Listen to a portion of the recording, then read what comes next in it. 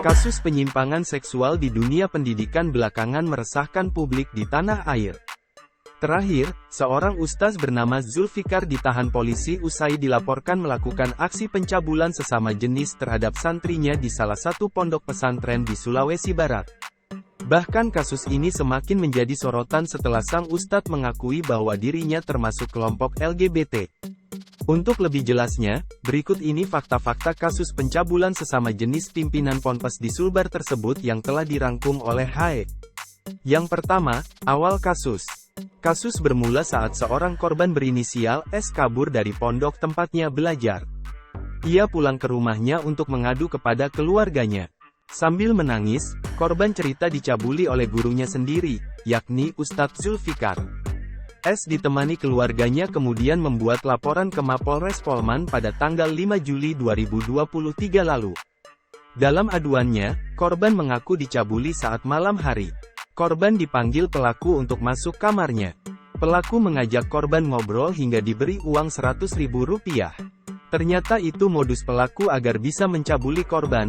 Korban lalu diminta untuk memijat hingga memegang alat kelamin pelaku. Yang kedua, pelaku mengaku tak tertarik wanita. Tersangka di hadapan polisi memberikan pengakuan dirinya tidak tertarik dengan wanita. Kanit PPA Polres Polman, Ibda Mulyono mengatakan, Zulfikar sendiri bisa berhubungan badan dengan lawan jenis, akan tetapi tidak ada hasrat, hasratnya hanya kepada lelaki. Yang ketiga, jumlah korban. Ibda Mulyono melanjutkan, hingga kini diketahui ada 7 santri yang menjadi korban Zulfikar. Ia memastikan, pihaknya akan terus mengusut kasus ini, termasuk kemungkinan bertambahnya jumlah korban. Yang keempat, ancaman hukuman. Kapolres Polman AKBP Agung Budi Laksono menjelaskan, pihaknya berhasil mengamankan sejumlah barang bukti. Di antaranya selimut dan bantal berwarna biru, 1 pasang pakaian korban dan 1 pasang pakaian pelaku. Polisi juga menyita sisa uang yang digunakan pelaku untuk tutup mulut bagi korban.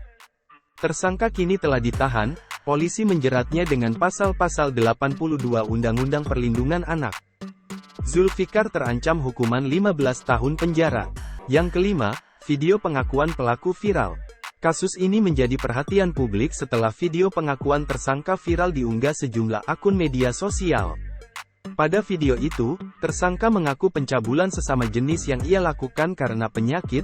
Dalam hal ini dia mengakui bahwa dirinya LGBT. Saya hanyalah oknum, saya hanyalah orang biasa, dan yang terjadi pada saya bukan karena saya pernah mengalami di masa yang lalu, tidak, tapi ini murni adalah penyakit yang ada pada diri saya.